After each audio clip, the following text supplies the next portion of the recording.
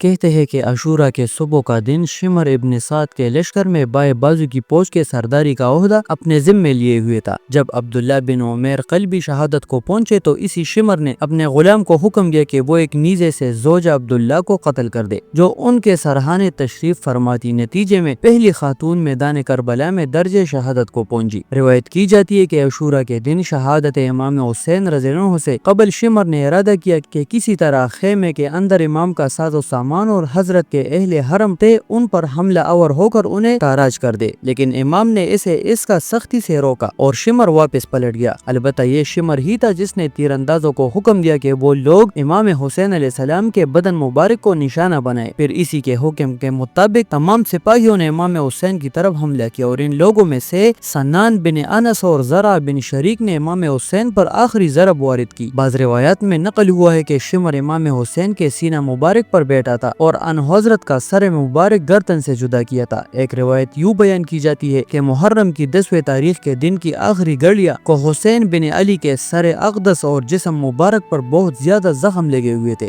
شمر اپنے کن برہنہ خنجر کے ساتھ امام حسین کے سینہ مبارک پر بیٹھا اور آپ کے سر اطہر کو تن ناظری سے جدا کیا تھا۔ کہتے ہیں کہ شمر کی رہبری میں قافلہ کربلا کے بیچ شہداء لے کر کوفہ کی طرف گیا اور ابن طاؤس کے مطابق شمر 12 سر مبارک شہداء کربلا کے لے کر ابن زیاد کے پاس گیا۔ کہا جاتا ہے کہ شمر عمر بن سعد کے آگے آگے شہداء کربلا کے سروں کو لے جاتا تھا۔ یہ تھا شمر کا کردار جو اس نے واقعہ کربلا میں ادا کیا تھا۔